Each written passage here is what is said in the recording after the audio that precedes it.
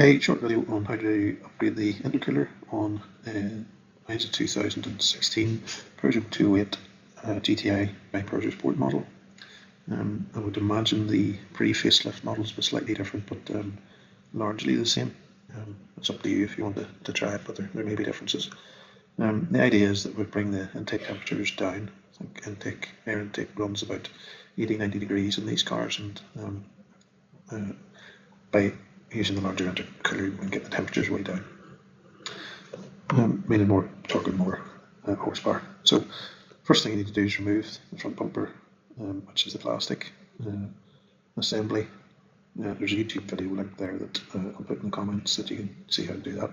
Then remove the bonnet latch assembly, which is in behind it. So there's 4 screws that hold the latch assembly on, 2 lower screws as well that hold it on to this is the crash rail, aluminium crash rail. So remove those 4 screws, 10mm socket or 10mm spanner should do the job there, and just fold that back out of the way. You don't need to remove the cable. Then we need to completely remove the crash rail assembly. So the crash rail is the large aluminium structural piece that goes across the front of the car behind the bumper. We need to remove it. Now some of these photos I've cut bits off, so don't worry too much if yours doesn't look like this, but what you need to do is go to the third photo there, remove the 2 lower screws that hold this this arm onto the under tray assembly. So remove those 2, do the same on the other side. Then remove, first photo, the top screw that holds the main crash rail on, and the 2 lower screws. So there's one here and one sort of on the inside that you can't see there. So once you have those 3 removed, these 2 removed on each side, the crash rail should lift off in one piece. This is the first modification you need to do, and it's to cut off these arms. So you can see the arm in the third photo is separate from the crash rail. That's what we're trying to achieve. So second photo, make a cut in with an angle grinder, and then a down cut at 90 degrees. Make sure you leave the inner screw as part of the crash rail itself. You only need 1 screw remaining to hold this arm on. Okay, so you're making 2 separate parts, or 3 rather, because there's one of these on the other side as well. So you're left with 1 bolt holding these arms on, and you should have, here's the back of the crash rail, that's the cut I made in the 4th photo here. The cut goes along there and down there, okay, and you then have 1, 2 screws that hold the crash rail on. Okay, with the crash rail off, just offer up your intercooler and get the rough position where it's going to go. You want the ports pretty much tight up against some of these air conditioning pipes for now. Make sure that your ports are facing forward, so these ports actually protrude one side of the intercooler, and you want the side that they're protruding proud to be the front of the intercooler. So make sure those are facing the front of the car. This is a view from the back of the plastic bumper. Then you need to go to it and remove some parts. So this part needs to be removed. It's just a plastic packing piece, if you like, and it used to sit somewhere in there. I can't really remember exactly where, but it just clips out. Remember, you don't need to cut anything. So there's 1 on each side. If you remove it, discard it. That's really all you need to do. The next piece you need to move, you can see it quite clearly here. It's this piece that runs right across to the other side of the bumper in behind there, and it needs to be cut out. It doesn't clip in, so I think it shows. Yeah, so I've just removed it there. It used to sit across here, and you need to cut it out with a Stanley knife. So there are 2 like accordion zigzag type spring pieces that are plastic on each side. You can just see them there. The other ones are there. And I'll just run the Stanley knife down through those, cut them off, and that whole assembly lifts out as 1 piece. Again, you'll not need it. That's where the crash rail is going to protrude into the space where that used to be. This is the under tray, the top side of the under tray. That's the air conditioning condenser. You just need to make some modifications there. That's where the intercooler is going to sit across here. So you need to cut out some of the gussets in between the act as, I suppose, little walls. You need to cut those away. So cut the ones I have out there, and also I think I removed those two as well. Also made cuts there and there.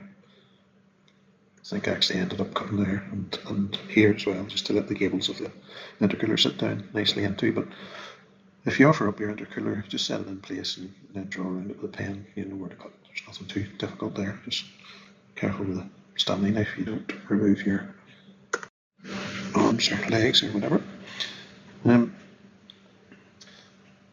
So with the intercooler just sitting in place, offer up your crash rail and just mark off there. You can see I've just marked it with a pen roughly where I want to cut away. So this is the only cut you need to make in the crash rail, just to clear pipes and clamps there. So you can see I've actually made a modification here. Just come in at 90 degrees there, cut along there, and I originally went out at 90, but I actually needed to just make an angled cut there, so that little section needs taken away as well. So 90 degrees in, along, and then angle out. And you don't want to cut right down through the whole crash rail. I only went about halfway down at the back. Benefit is that if you want to go halfway down, you've got the structural integrity still in place for the crash rail, and if anybody's looking up from below, they can't see that any modifications have been made, which is a benefit.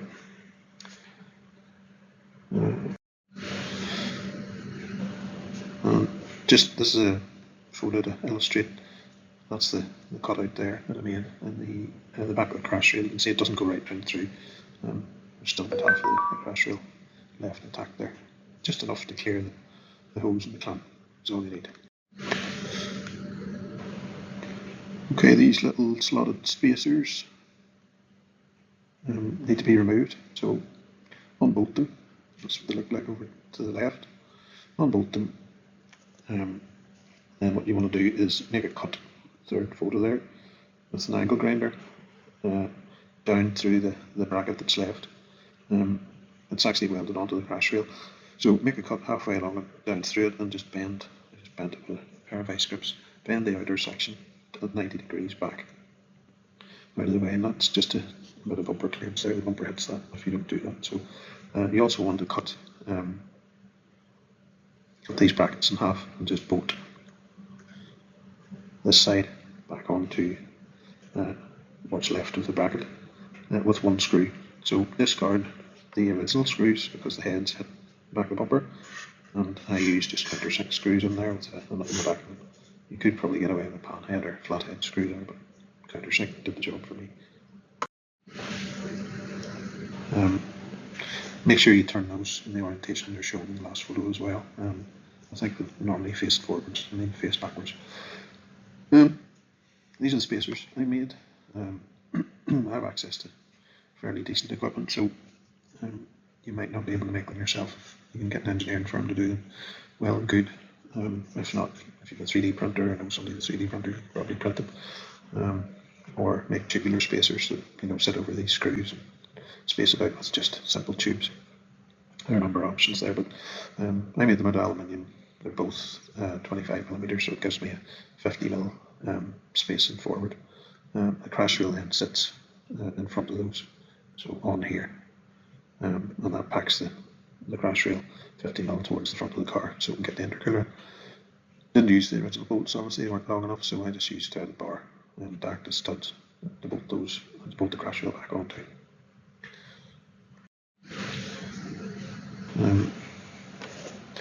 You need to modify the bonnet latch assembly, so you need to basically cut the whole bottom section off it. So I cut it down here. That's the section that bolts onto the, or that used to bolt onto the crash rail. Just cut it off and leave those as stumps, and then I just put a nick in there with the angle grinder and was able to bend those up slightly to get more of an angle to clear the intercooler when it's in there.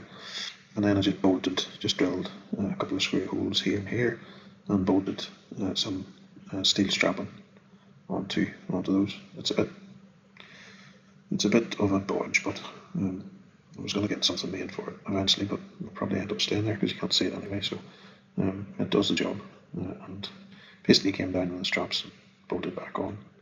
there and there onto the crash rail, the existing bracket.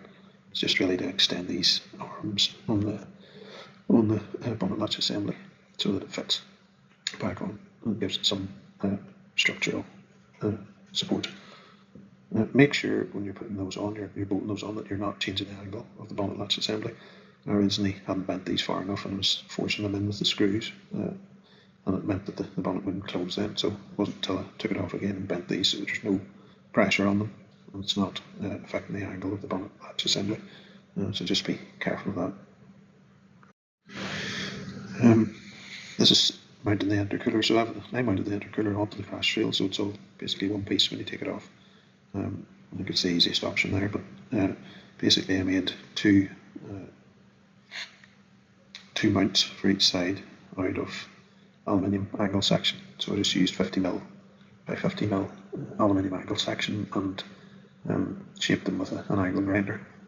Then tack screwed them, which will be in the next photo. Tack screwed them on. You can see the tack screws on that side, which are just self-drilling screws, which attaches that to the back of the crash rail. Same here, two tack screws onto that. You'll need to drill holes. I haven't shown them in the drawings I have for these angle sections, but you need to drill a couple of holes there, obviously, to match the intercooler holes. You can work that out with a vernier tape measure, whatever you have, where they need to be drilled. And you can see I used rubber mounts there. I don't like using hard mounts for radiators and intercoolers and things, just for vibration purposes. So you can see the rubber mounts, top and bottom. There's next to those, or I'll go through those at the end of the video. And you can see on this side there's the two tack screws holding the aluminium brackets on. And those are just screwed into the intercooler on that side, and same on the other side. Rubber mounts through the angle section and just on with a couple of nuts and tack screws here. And you'll see I made some angled cuts there on these brackets. That's detailed in the drawings that I'll show later on. Okay, so the crash rail is attached back on. It's now spaced 50mm forward. The intercooler is obviously part of it now. It's bolted on to these brackets, so the whole thing can be offered up and bolted on fairly easily onto the studs that I showed you earlier. You need to now remove the old intercooler. There's a few videos online that I hope to provide links to that shows you how to do that. You basically need to remove 4 screws that hold the fan onto the back of it. Remove the fan, and then there's a clamp. Not sure if you can see it in any of those. There's a clamp, I think it sits up about there. You basically pinch it and push the whole intercooler back, and it should pop out fairly easy. Make sure the hose is removed from it obviously before you start. And to make it easier, if you remove just along this top plastic assembly in the fourth photograph, there's a couple of screws on each side of the car. If you remove those and pull that whole plastic assembly forward, it'll give you more space. Probably need to remove a light as well. I think there's 3 or 4 bolts holding the lights in. It's not too difficult to remove those. You can see in the second photo, whenever I got my pipes and things on, I started off using, on the first photo there, I started off using PVC waste pipe, and then went to aluminium after that. The PVC was just to get dimensions and things, and then used aluminium after that to get permanent parts basically. And you can see I've added neoprene spacers just to space off any parts that are rubbing. So there's a aircon pipe there that needs spaced off, and I'll also put a neoprene packer in there. It's just self-adhesive 10mm neoprene pad or foam, and it stops any of the pipes rubbing on bits and pieces.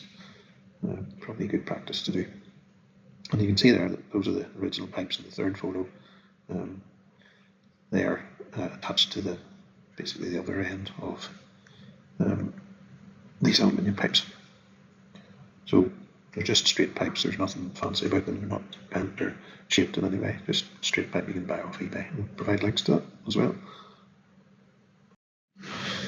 There's pipes. That's I basically put. You'll see in each end there's grooves. I cut those in the aluminium with a lathe. If you don't have a lathe, maybe you know somebody that has, but if it's just left without grooves in it, the pipes can pop off fairly easy. And I wouldn't be confident under full boost that they would hold, but the grooves sort of allows the silicon to take a better bite onto the end of the pipe, so I would advise you to get it done, or you might have trouble later on. The length of those is 155 mil for the small one and 320 for the longer one. And you can see here, I just started making I haven't got finished yet, but I started making like a blanking plate just to get a template size for it, to blank off the area where the old intercooler used to be. I want all the air incoming air to go through the radiator sandwich assembly right through the intercooler aircon condenser and back into the radiator. I don't want to travel through the point of least resistance, which would be here. So plans are to upgrade that whenever I get that finalised, but it'll do for now. Radiator temperatures running much the same as they were before. These cars seem to run quite high in temperature anyway, but certainly since the mod, intake temperature's gone from over 90 degrees down to about 14-15 degrees, so massive improvement there. Just another small modification I made: whenever you put the bumper assembly back on, you'll see here just above the Peugeot badge, I made small cutouts with a Stanley knife just to clear. Those are the straps that I made for the bonnet clamp assembly to attach to the crash rail. So you'll need to cut out around those just to allow the bumper to sit back there, just to get the bumper in place basically. You don't want any force or pressure on these areas, and whenever the bonnet's closed you don't see these anyway, as you probably see in the photograph here. So the bonnet's closed, you don't see those wee cutouts anyway. So just about to see the intercooler in behind there, it's quite discreet. In terms of power difference and performance difference, the biggest thing I noticed was that there's a massive increase in torque. Quite an increase in horsepower as well, but torque's the one you'll notice. I haven't got the car remapped yet. I have plans to do a couple of other things before I do that, so I would say the benefits of a remap will really pay dividends, but hopefully this video helps people and you can have a go yourself. Just some of the drawings then. These are for the mounting brackets for the intercooler that are made out of 50 by 50 angle section, aluminum angle section. So you see the dimensions there for the offside one. That's the smaller one. Not really important what exact angle of these, but if you work roughly to those dimensions, this should be fairly near. The near side mounting bracket is the longer one, and again that's how I shaped it with an angle grinder. If you just follow those dimensions, you shouldn't go too far wrong. I can provide a DXF file for the spacer made if anybody else wants to make some of those. This is the parts list. The intercooler itself was bought from Autodoc. I waited until there was a 72% discount sale, and I ended up getting it for £112 new, which I thought was a very good price. That's the article number. Again, I like that. It's out of a St. Leon Cooper, as far as I know. I'll link that in the comments. As well with all of these parts. These are the clamps I used. So this is the larger ones. You need to go for the 70mm version. These are Amazon, got these off Amazon, so I'll put links to those. So those are the 70mm. You need two of those, and you need two of these, which is the 64 now. That's for the other end of the pipe. These are the M6 rubber mounts. Again, nothing too fancy there, off Amazon. And the rubber hoses, or silicone hoses, I bought from AliExpress, and they are 64mm at one end, and then they're reduced down to 50, so we can get onto the 50mm pipe and up to the original pipe, which is also 50mm. So they're like 90-degree reducers. You need two of these, and that's the variant that you need there. So 50, 5190 and 64 at the other end. That's an aluminium tube we used, so it's just bought off eBay. 50mm outside diameter and 44 inside. 500mm was enough to do my job. You need to cut it with an angle grinder, chop saw, whatever you have, just to the size as I specified.